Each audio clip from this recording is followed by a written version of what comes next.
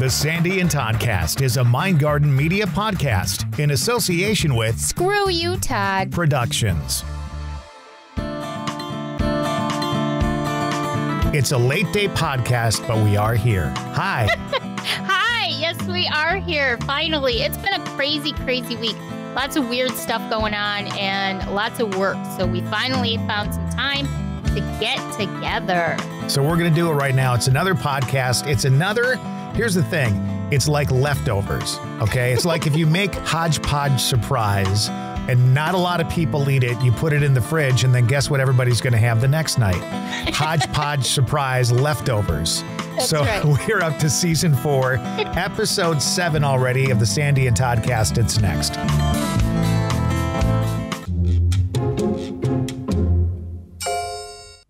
Crowds, arguments, loud noises, narcissists, energy vampires. Does that seem scary to you? It can to an empath. Sandy and Todd from the Sandy and Toddcast invite you to join them for a new podcast, the Empathicary Podcast. These two empaths know exactly what it's like, and they'd like to share their stories, knowledge, and ideas with you.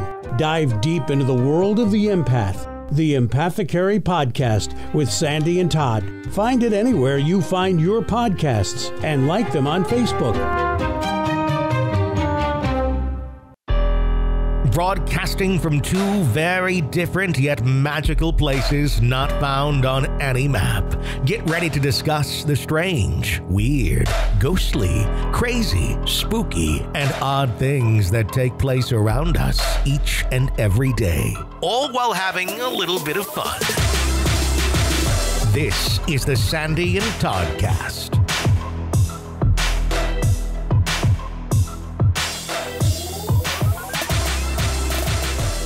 It's like Hodgepodge surprise leftovers is really what it is. Now, I happen to like leftovers. I think leftovers are good. I just had them for lunch today. So I had pizza last night, cold pizza today. That's how it works. Cold pizza is so good. Cold pizza is so good. So working at home now, I have time to be a little more creative with the things that I cook or bake. So I made this thing. I have this lower carb baking mix because, of course, I'm diabetic. So I try to eat as low carb as possible. And it's called Carb Quit.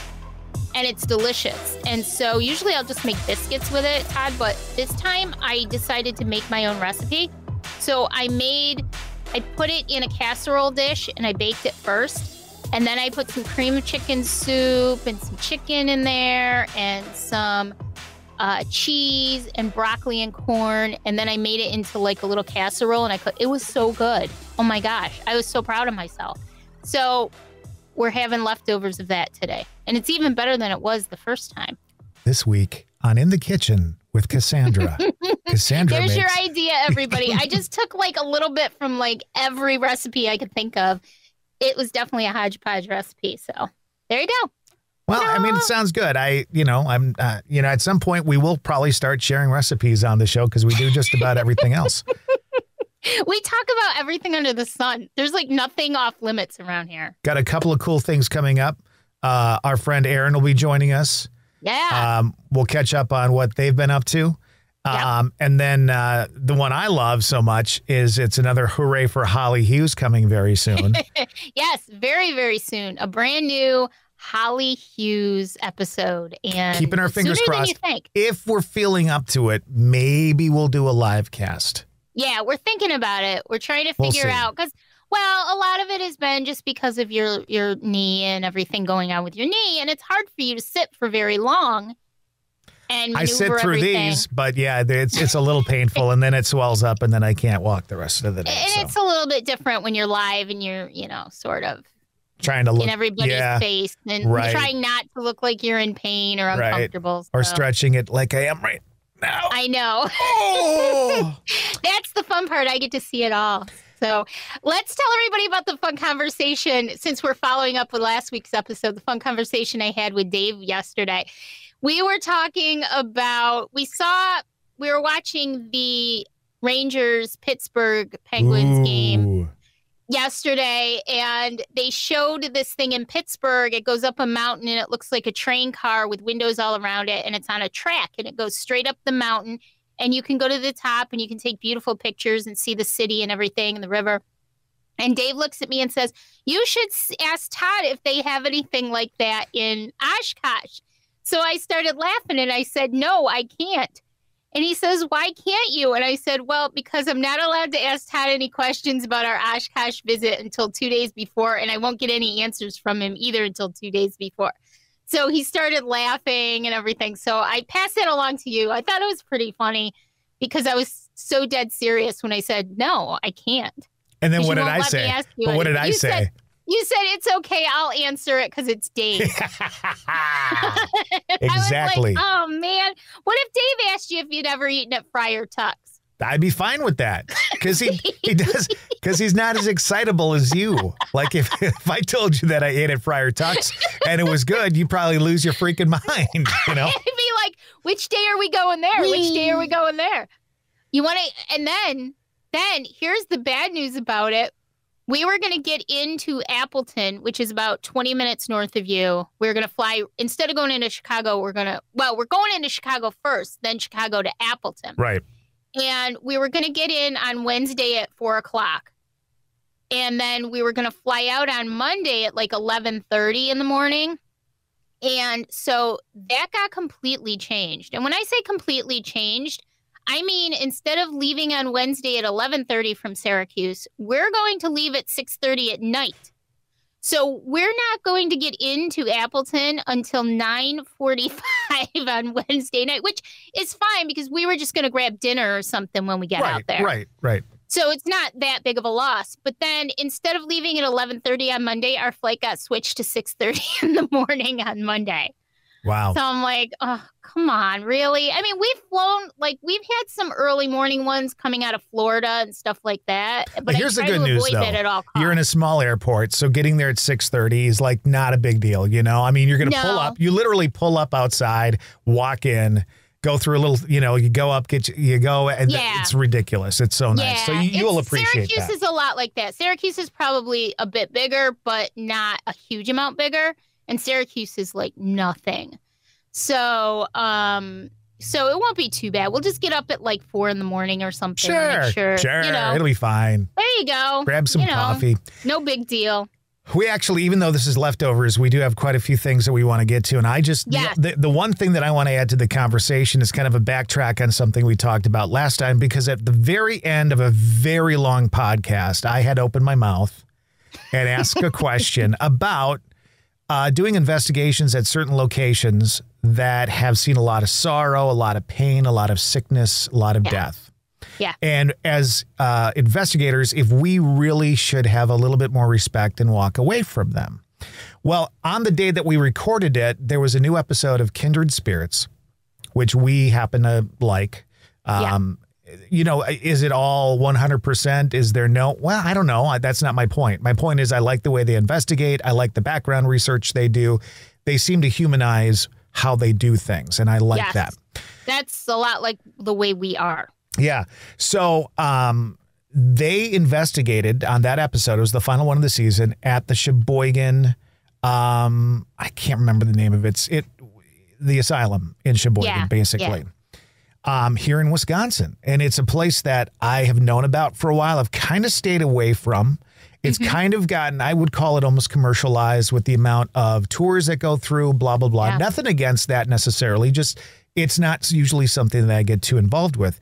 But that's where they were.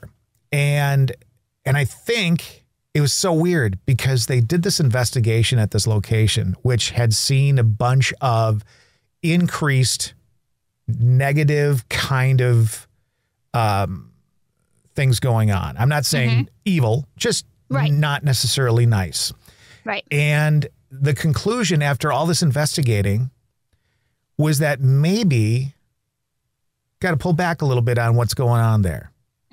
Maybe you have to realize you're not in charge. Maybe there has to be a little bit more respect for what's going on there. And you have to think about it more about where you're investigating, who may be there, what kind of energies they are, what they've already been through. So basically, in a nutshell, reiterating everything you and I said on the podcast earlier in the day. And I walked away from it I went into it going, okay, it's going to be one of those things where it's one of those locations. They do tours every weekend and everybody's got to go see the ghosted, the haunted asylum and blah, blah, blah. Right.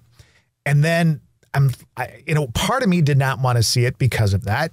Yeah. But I did watch it and I walked out of there going, perfect. Yeah. Exactly. Yeah. That's what we needed to see. We need to learn respect and humility and all this kind of stuff.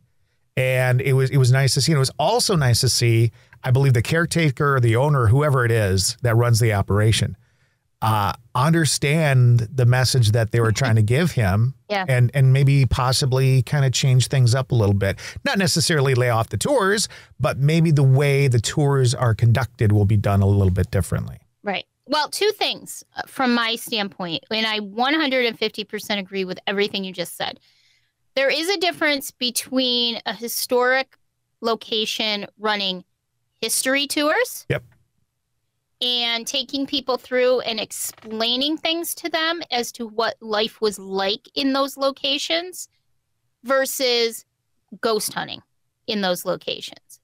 That's two totally different things in my eyes. And while one may get out of hand and maybe commercialize it, I do think that there's so much room for historical tours of these amazing buildings, these amazing locations, that we should really be respecting those. Whenever I get a chance, I take a historical tour of a location.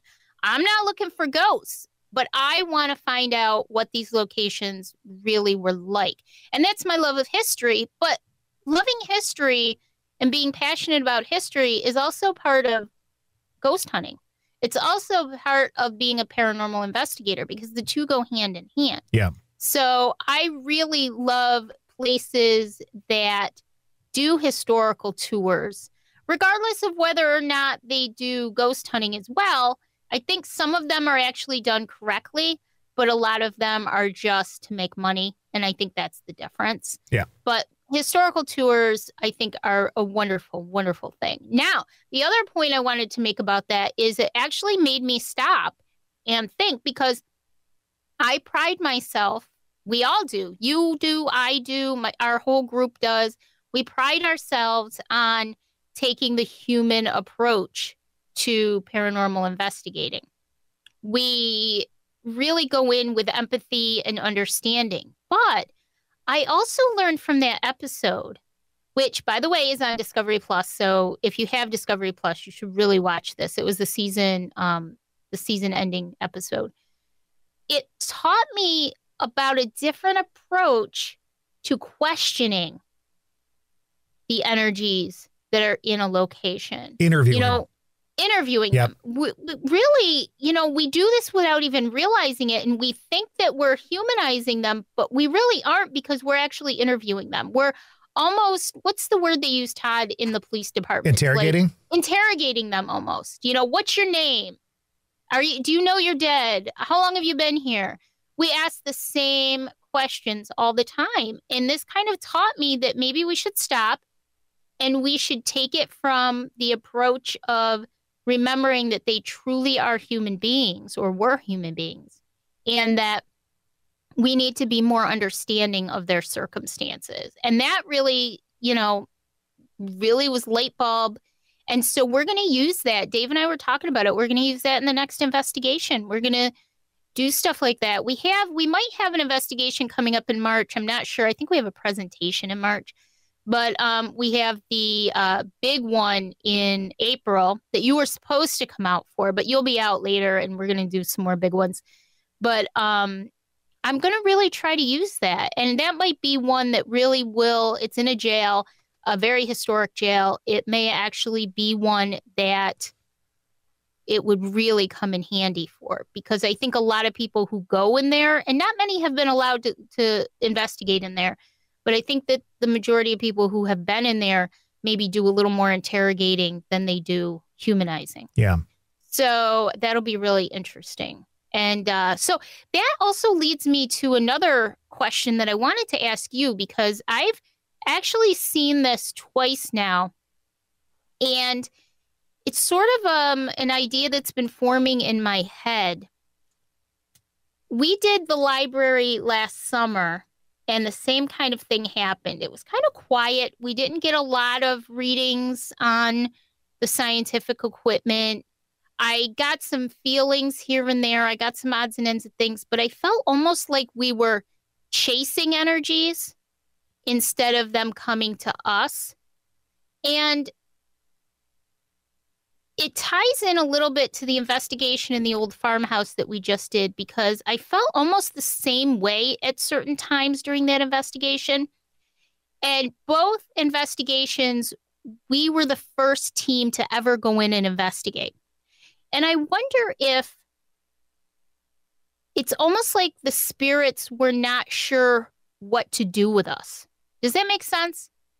You know, they kind of were not really, they were a little hesitant, a little afraid to come close to us, to interact with us, because they didn't understand what we were doing there.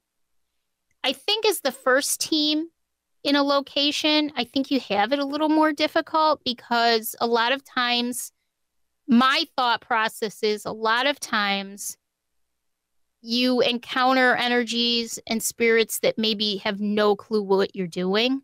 And they don't know how to interact with you. They don't know what is the best way to let you know that they're there and that you're acknowledging them. So it's just a little idea that I had. I wondered what you think about that. Do you think that it makes a difference if you're the first team in a location as opposed to a team that's been in a location several times? Well, I think, I don't know that it's necessarily about whether or not the place has been investigated, as much as how much interaction does the energy or spirit have on a normal daily basis with today's surroundings. So if it's a place, let's say it's a library, and let's say the staff is kind of open to the possibility, and maybe they have many conversations of their own with the quote unquote energies that are there, and things are moved or bumped or, you know, knocked on or whatever. I think a lot just has to do with, like, not necessarily the investigation part, but how aware are the energies that may still be in that building? How aware are they that other stuff is going on and that there are other people going on, and there may be a way to communicate with those other people? That's a good point. Yeah. You know, I mean, remember that movie, The Others? Yes. And we didn't understand the entire movie, and I don't want to give anything away, but the entire movie, you know, there was stuff going on. And for me, watching it, I'd be like, well, that kind of didn't make sense to me. Why did that just happen? Or why is this room all covered up with sheets? What's going on here? And then when you finally find out, it's like, oh, okay. So I think it's kind of like that, in that there's stuff going on, but maybe you're not, maybe those energies aren't quite aware that there is other stuff going on. And so when a new team comes in that maybe has some tactics or is able to kind of punch through with their own energy, because a lot of that has a lot to do with it. Now they're like, oh my God, what is this? What's going on here? You know, and if you're in a haunted house, if you're not an investigator, but you're in a haunted house and stuff's going on, are you going to run to it to find out what's going on? Or are you going to run in the other direction? You know what I'm saying? So I think, that's a great point. You know, I just think it just has to deal with whether or not that energy has had a lot of interaction with something going on in that building currently. Or has been acknowledged before. Correct. Because and I found this a lot, that the people in these locations get scared or nervous if something gets moved or they hear sounds, and they run from it, either literally or figuratively. They run from it rather than to it. And so maybe the energies aren't used to being acknowledged. And here comes this group of people who are saying, yes, we believe you're here. We're not afraid of you. We want to communicate with you. And then they're just not used to that. They don't know how to handle it. I don't know, but I think it's very interesting. And I feel like there's something to it. So it'll be interesting when we have our next investigation, whatever that may be, where there's never been an investigation before, to see if the same kind of feeling happens, if the same kind of stuff happens, where we almost feel like it's backing off a little bit or isn't aware of what's going on. So it's kind of an interesting thought I had. I was watching, I know you don't like this show, but I was watching Destination Fear. They did their original, it's sort of like a Ghost Adventures type thing. They did a documentary first, and then the show got picked up a handful of years later. And this was from 2015, and they did 5 different locations in 5 nights. And at one point, they're just screaming and running away from everything. And I'm thinking to myself, I looked at Dave and I said, Dave, when that stuff happens, I run to it. I run to all that kind of stuff, you know, and these people are running away from it. And boy, do I wish that, you know, I had that opportunity to see or hear that stuff, because I'd be running to that noise or to that, you know, movement or whatever it is, instead of running away from it. That's what we do. And I get that the show isn't about ghost hunting per se. It's more about handling your fear. But I was like, why would you run away from this stuff? My whole goal in life is to figure out what's going on and try to help as much as I can. So I just thought that was interesting. So yeah, that's that. All I'll say is that show bothers me. And I know. And it bothers me because it's kind of produced like a investigation show to a certain extent. Yeah, it is. So it gives the impression that it is an investigative show. In fact, they even teamed them up with the ghost hunters this year. Yeah. And I'm thinking, well, okay, there's another stretch to make them kind of looked at as paranormal investigators. And then you've got these people running going, I know. It is. I mean, it is. I'm not saying it's not at all. But it is more of a facing your fear type of thing. I hate you. Here's the thing. Then put me on the show and put a clown in front of me. And then we'll find out what fear is really about. I'm going to send you a big clown. Now, see, to me, that would be a show. Like, really get people's fears and go up to somebody, okay, what are you afraid of? Great. And then put them in that situation. Well, remember that show Fear Factor? Sure. That was the same kind of idea. They found out exactly what you hated, and then they made you face it for money. I'd face my fears. But see, here's the thing. Money. Take the money out of it. Take the money out of it. It's not a game show. I know. It's true. It's true. But I remember that, you know, I don't run away from anything. And you guys, you and Damon and everybody always make fun of me because I don't run away from stuff. You should run away from some stuff. There are some things in life you should run away from. Learn about it. You don't need to learn about everything. You don't need to know what you don't need to know what a possession feels like, okay? No, I don't want to know what a possession feels like. Well, you know. I don't. I've had a couple of experiences that possessions were kind of wacky. No, not possessions. So anyway, so yeah. So then I saw this article.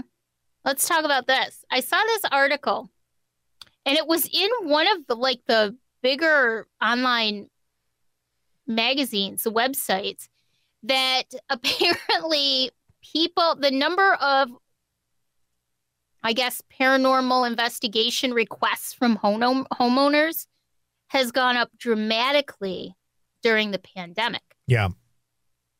And I find that very interesting. I think it's just more or less because people calmed down more. They were home more. They noticed more because there weren't all these outside influences going on, regardless of whether they were actually, you know, a haunting or not.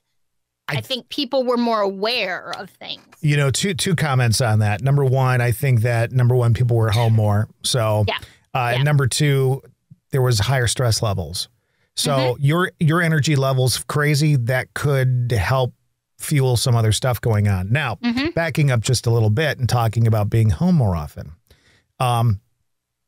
Everybody used to say, and this is a very good point, why does stuff only happen at night? Why is it only happening why is it happening when the lights? Because that's when people are home.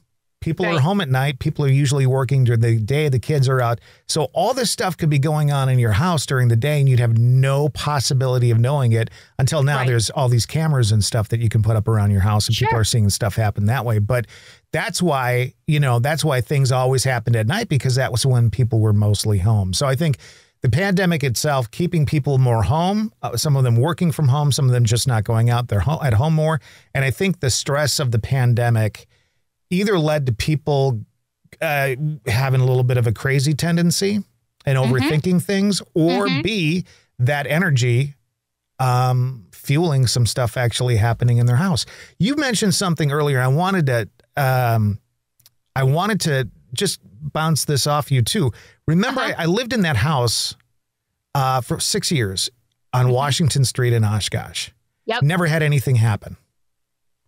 And then the minute that something did happen and I was aware that something was there and that something was aware that I was there, then it was happening all the time. I think that's a huge factor in a lot of this. We look at poltergeist activity. What do they say one of the biggest factors of poltergeist activity Teenage girls. It's teenage girls, emotional, hormonal changes, time of the month. Shifts, time of the month. So why are you laughing at me like that? Time of the month. You're such a jerk. Things are flying around her room today. I know. but you're killing me today. But it's true. So if your energy, I feel like think of it in an investigation scenario. What do we always say to them? If you need to use our energy to do something. I don't, but yeah, well, I know you know do. what I mean? Not us. I mean, like we speaking in general terms as investigators. Right. What do investigators do? They say, oh, use our energy if you need to do something. We had at this investigation we just did not long ago, Dennis's battery, two of Dennis's batteries drained, like right off the bat. 2. And I mean, literally, we went upstairs from the one kitchen into the area that we were going to start investigating in. And in that 30 seconds, his battery, completely charged battery, died. Yeah. Gone, drained. I think that they feed on our energy as well. And that's not in a negative way, but that's what they use a lot. And so if you're in the home and you're overthinking and you're scared and you're going through a lot of stress, like a lot of people were during the pandemic and still are today, don't you think that that's going to maybe energize what's going on in your home a little bit more? You know, you're aware of it. So even if you're not panicking, you were aware of what was going on in your home. So even that energy there may actually fuel a little bit more of what goes on. Well, and we have to understand too, when we walk into a room, we fuel that room with our energy. If we walk in all pissed off, all down, all depressed, we change the mood. And it's no different for any disembodied energies that might be there as well. You walk into the room with a smile and singing a song, you make a difference in that room. Same thing with energy. So when we say that, you know, an entity or an energy is feeding off of you, we're not literally saying they're draining you, but we feed people energy all day long. That's right. With our own energy. So exactly. And as empaths, we absorb a lot of that energy. So even if you're out of the house and you spend an entire day, you know, absorbing other people's energies, you bring that home with you. I would say something. I mean, one of the reasons that people smudge is to cleanse negative energy or stressful, heavy energy from the location, you know? So very interesting stuff. Like, you know, we'll never have all the answers. We know that, but it's so cool to be able to kick around some ideas of things. And, you know, I think about this stuff when I'm in the middle of an investigation. I'm so focused on what is going on in front of me at that time that I don't even, and I am so drained of energy by the time we're done that, because I'm not only investigating on the science side, I've also got a lot of stuff that I pick up, you know, medium, psychic, however you want to classify it, on that side as well. And so I don't even get a chance to think about this stuff until at least the next day. And I sometimes will leave a location thinking, oh, this was kind of a quiet location. And it isn't till after I've rejuvenated and feel better that I actually go, wow, the energy in there was really, really crazy and spot on, and everything was going on. So it's just, we're never going to have the answers, but I love talking about it because just by throwing ideas back and forth, sometimes it can spark more ideas, so. And also, one thing I read about a handful of months ago I was telling you about was that in the United Kingdom, there was an article that said that the majority of hauntings that they find in certain areas of the UK are much, much more pub or restaurant related than they are home related. And I thought that was interesting because I mean, I guess I can understand why that would be, because there's so many different energies going in and out of those places for hundreds and hundreds of years. You're talking, I don't know, like 1300s maybe some of these are from, 1200s some of these pubs in the UK. And all of those emotions and drinking and fighting and sex and whatever it happens to be going on in those places imprinted into a location. I can't even imagine. That's something I'd really like to be able to investigate, is a pub, an old pub in the UK someday. Well, and I think, and we've talked about this too, but I also think that in those types of situations, and it happens a lot with restaurants and older established bars here in America too, people who own those businesses, that's their life. Yeah. So they put all of their time, all of their energy, all their blood, sweat, and tears into these businesses. Yeah. And then on top of it, so you've got all these years of energy, all these different owners and landlords and stuff like that, they call them over there. And then you bring in, like you said, all of the stuff that happened during the World Wars, all of the things that happened, way back in the day when they were still, on horses and all that stuff. Mm-hmm. Of course, those places are going to have energy left behind. You come back to, you come back to the United States in, another 1,000 years, and more of our places will as well. And that's why older establishments in the United States, hence New England and stuff like that, and New Orleans and places like that, have more energies too, because they are a little bit older and they've had a little bit more anguish and stuff like that. Yeah. So, yeah, I think going over there would be a lot of fun. Oh my gosh. I think I suggested it to you a month or so ago. I said, let's just plan in a year or two. Let's go over to England and let's just, check everything out. But I really believe that every single inch of the United Kingdom is haunted. You've got land, you've got homes, you've got businesses all on the haunted land, the energy in the land. I mean, I think every single inch of there, I think you could probably find a ghost story everywhere you turn in the UK. Yeah. Just an unbelievable place. And I really would like to get over there someday. Let me ask you a question. Mm-hmm. Because we're doing some ponderings today. Mm-hmm. So we talk a lot about like hauntings in the United States. And on one of our podcasts or someplace, we discussed how we don't run across a lot of native hauntings. Mm-hmm. So what some people refer to as Native Americans, we don't have those types of hauntings as much as you might expect, since they were here for so long. Right. So again, I always question that. Why is that? Why do our hauntings always start in the, 1600s, or it's a woman in the, the 1700 dressing gown or whatever. Mm-hmm. And I wonder if,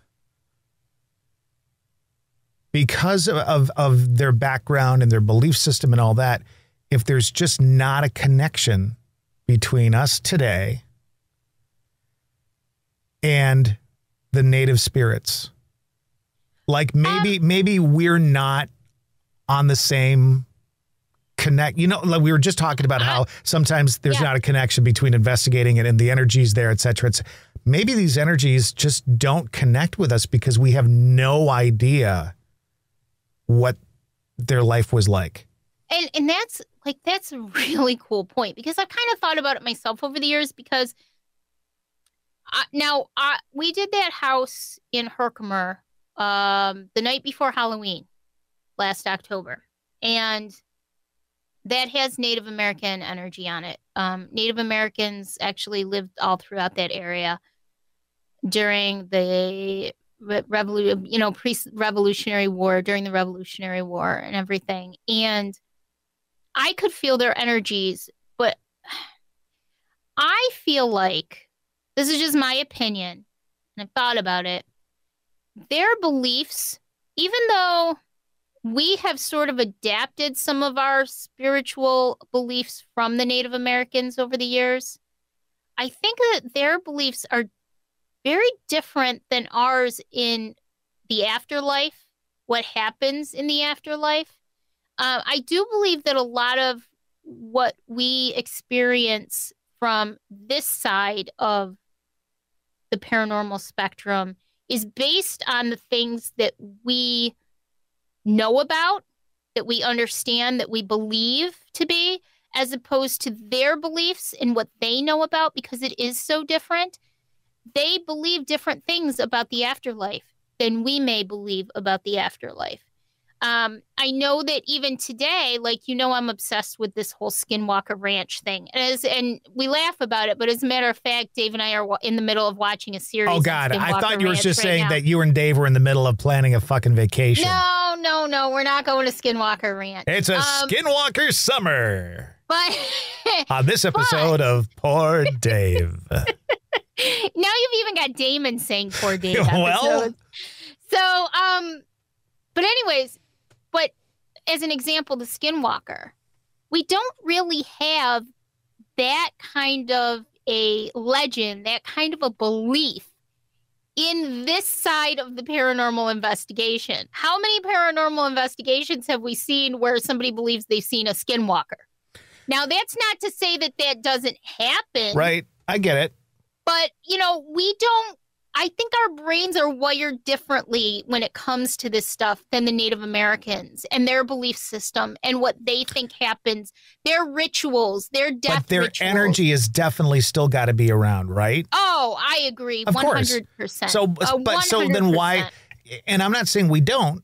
I'm not saying we don't pick up on their energy at times. Right. Or that it's not prevalent in why some things happen. I'm just saying it's always the woman in the white dress walking down the fucking staircase. I know. It's always the man in the top hat. I've had discussions about that on another podcast. And I actually brought this up too. It's like, so, okay, the hauntings that we experience now as paranormal investigators, the angst of childbirth and losing family members because of cholera, the man who, worked his whole life and ended up dying the day after he retired. Right. We have all this. How are we going to haunt? Like our generations, the biggest angst we have is getting the best fucking selfie in front of the fucking, I know. We're going to be the biggest wimps when it comes to haunting in the world. I think that the reason why we tend to see those kind of hauntings is because we're connected into that history. Right. And it goes back to saying what you were just saying. Right. Yeah, we're connected to that. We connect ourselves. We program ourselves to understand that history. And that's why we don't see the ghosts of cavemen or the ghost of exactly. Yeah. Do you think that energy is still not there? Of course it is. I believe that the energy doesn't go away. But I just don't think, and that may be something like, a lot of the theories that go on about parallel worlds and this and that. It's the same kind of idea. It's just that I don't think that we can connect with that because that's not what our experience is. We don't know a lot about the Native American belief system, their ritual. We don't know a lot about that. Now, that's not to say that we can't experience it, but I just don't think that we know enough about it to understand, even if we were to see something, that is actually what we're seeing or experiencing. I just don't. I think it's very separate.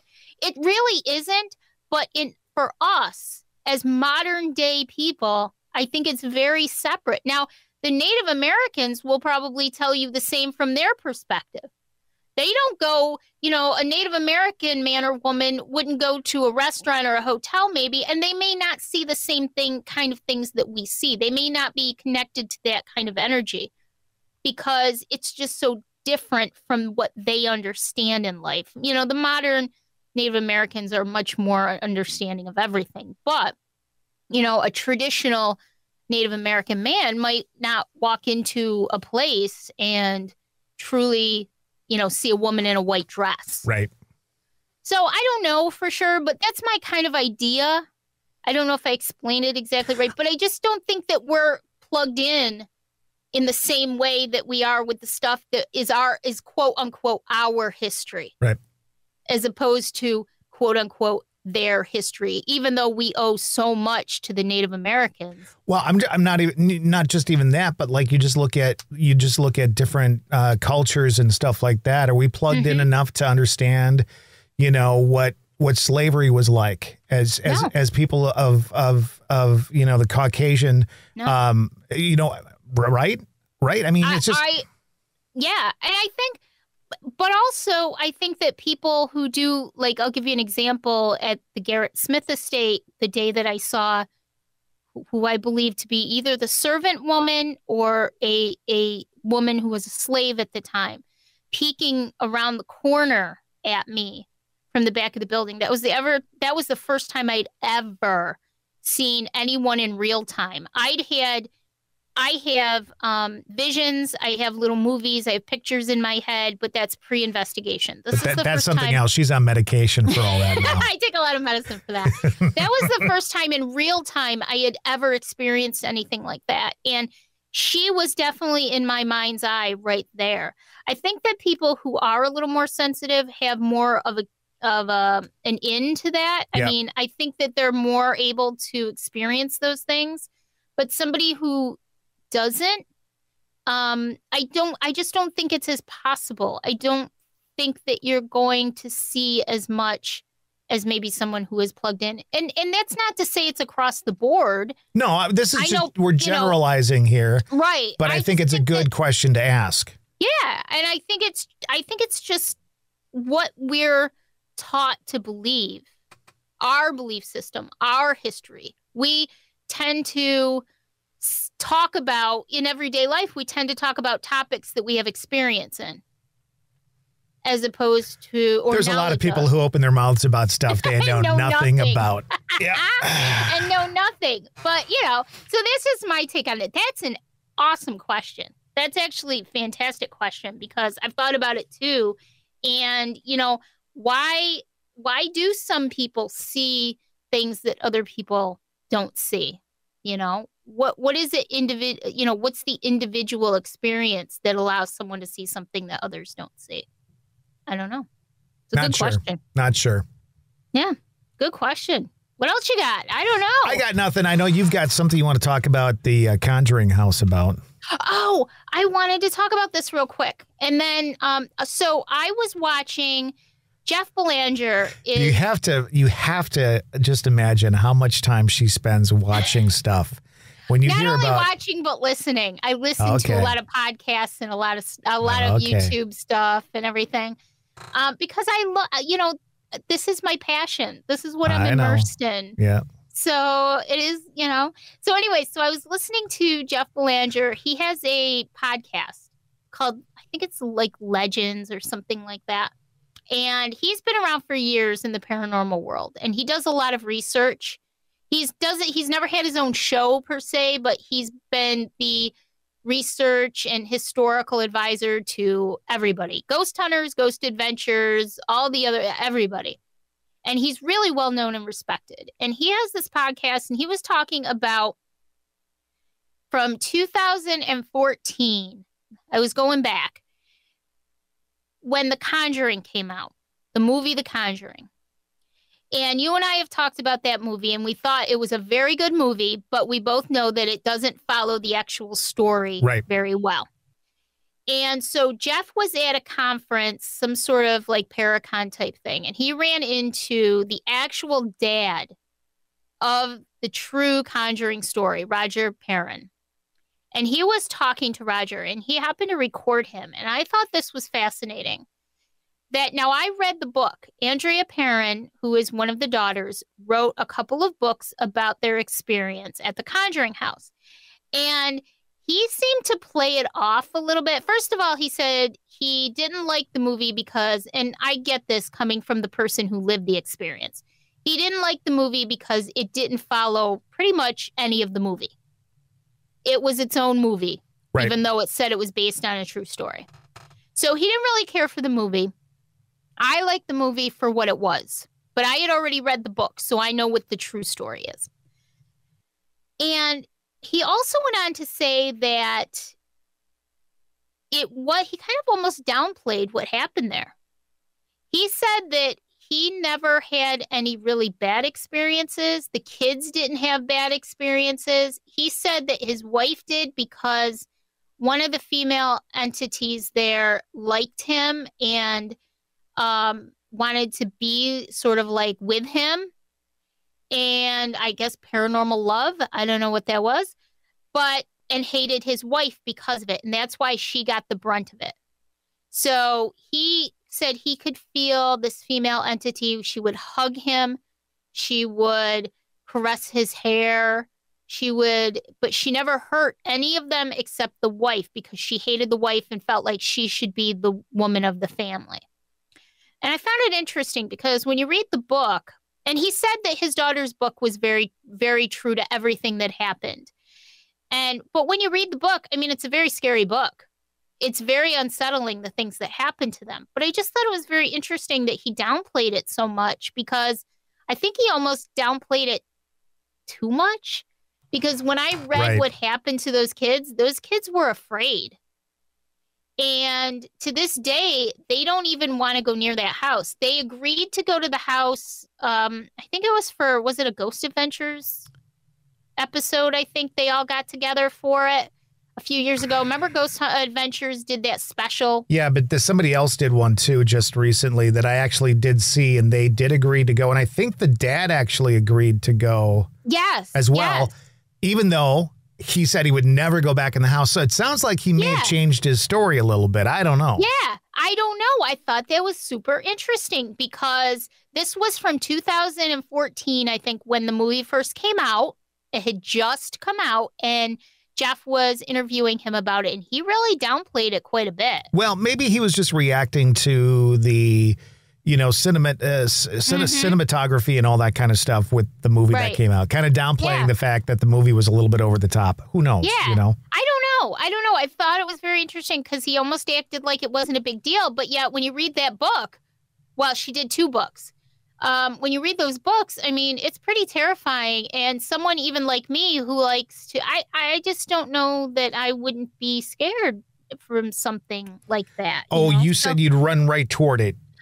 Well, it's different when you're living in the middle of a situation. Oh, See, folks, see how she changes her story? If it's if it's something that's negative, if it's just a haunting, that's one thing. You deal with the energy in the home. But if it's just a black mist, you just walk into it. Like taking a nice shower in a spring rain. Oh, just stop. But seriously, in a negative haunting, I would be a little more nervous, I think, than especially in my own home. I mean, your home is your protection, your solace, So I just thought that was really interesting. It'd be interesting to see what his take on it would be today, all these years later, almost 10 years later. And I don't know. I just thought it was different because I wasn't expecting to hear that out of him because from what I understand, things did happen to him as well. So interesting. So you can check out Jeff Belanger's podcast. It's like Legends. Just put in Belanger and it should pop up for you. You can listen to some of them. Just very good podcast. I really like it. They talk about a lot of the legends of the Northeast and a lot of the stories of not only ghosts, but cryptozoology and different events that happen. Skinwalker Ranch. They do all that stuff. No, they stay in the Northeast, but, my stomping ground. So, yeah. So that was that. I saw that. I thought I should bring that up and talk about it a little bit. All right. Well, I think we should give our listeners a treat this week and end at 40 minutes instead of... You're very welcome, everyone. You're very welcome. We are looking forward to chatting with Holly Hughes. That may or may not be a live cast. We'll let you know. Yes. And then also looking forward to talking with Aaron in the next couple of weeks as well, and finding out how their podcast is doing and all that fun stuff. You know, I actually edit and produce Aaron's podcast, The Witching Hour. As part of the Mind Garden Media family. Yes. And I'll tell you, they have an amazing podcast. I didn't know what to expect because they'd never podcasted before.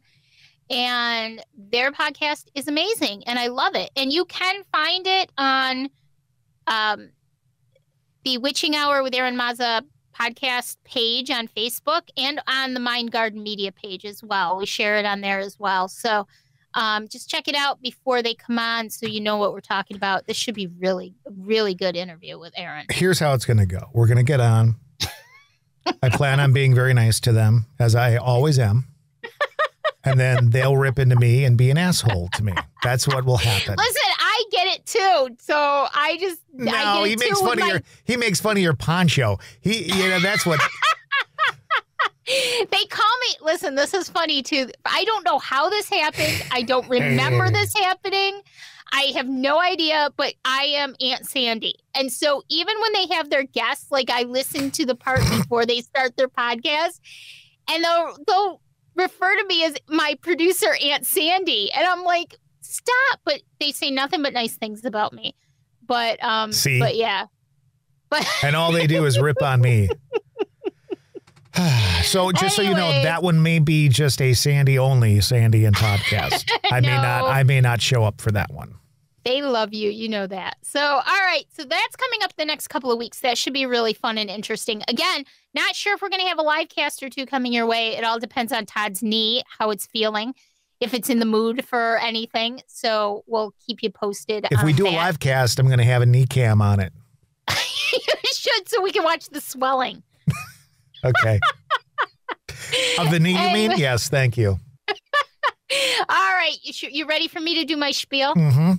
All right. So we are on Facebook, the Sandy and Toddcast. Please make sure you like and follow us on there. We also have a group called Stay Weirdos, Friends of the Sandy and Toddcast.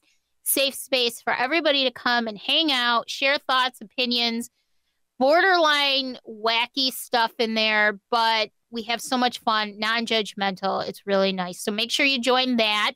We also have another podcast that we do occasionally. We started off great, and then with everything going on, we kind of slumped a little bit, but we're going to get back into that soon. The Empathicary Podcast, and that has its own page on Facebook as well. That's for anybody who is an empath or may know an empath, love an empath, sort of to help you kind of understand what goes on in that world as well.